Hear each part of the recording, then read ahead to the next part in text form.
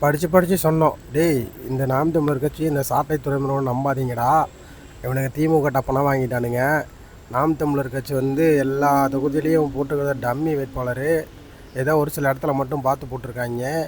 திமுக கூட கை கோத்துட்டாங்க, கல்லா பெட்டியில் கல்லா கட்டிட்டாங்க அப்படின்னு சொன்னோம். அதை யாரும் நம்பலை. இப்போ அதை வந்து ஓட்டை துறைமுருகனே சொல்லியிருக்காரு, கேட்டுக்கோங்க. மாற்று கட்சியில அதுலயும் திமுக நம்ம அண்ணன் நம்ம மேல ரொம்ப பாசமா இருக்கான். திடீர் பாசத்துக்கு காரணம் இல்லை. நம்ம பங்காளி சட்டை எப்பவும் வச்சுக்கலாம், இந்த விஜயை மட்டும் விட்டுறாதீங்கன்றான் அவன். நம்ம அடிச்சுக்கலாங்க, நம்ம அப்புறம் பேசிக்கலாம். விஜயை விட்டுறாதீங்க, விஜயை நீங்க அடிக்கிறது ரொம்ப பிடிச்சிருக்குன்றாங்க. அதனால இந்த தேர்தல்ல இந்த தொகுதி இருக்கிற மொத்த திமுக காரனும் நாம் தமிழர் கட்சிக்கு தான் வாக்கு செலுத்த போறான் சொல்றாரு. பங்காளி சண்டையா? என்ன பங்காளி சண்டை? ஏன்டா கொள்கையில சமரசம் இல்லாதவனுக்கு என்னடா பங்காளி சண்டை? ஏன்டா அதிமுக வந்து ஆட்சியில் இருக்கும்போது சித்தப்பான்ட்டு ஓடுவீங்க, இப்போ திமுக ஆட்சியில் இருக்கும்போது திமுக வந்து திராவிடம் வந்து உங்களுக்கு பங்காளி ஆகிடுச்சு. டேய், நீங்கள் தாண்டா தமிழ்நாட்டுக்கு வந்து கேடான கட்சி.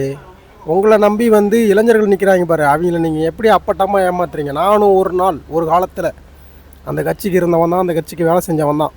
ஆனால் அவங்க தில்லு முள்ளு எல்லாம் தெரிஞ்சதுக்கப்புறம் தான் இப்போ வெளியே வந்திருக்கும்.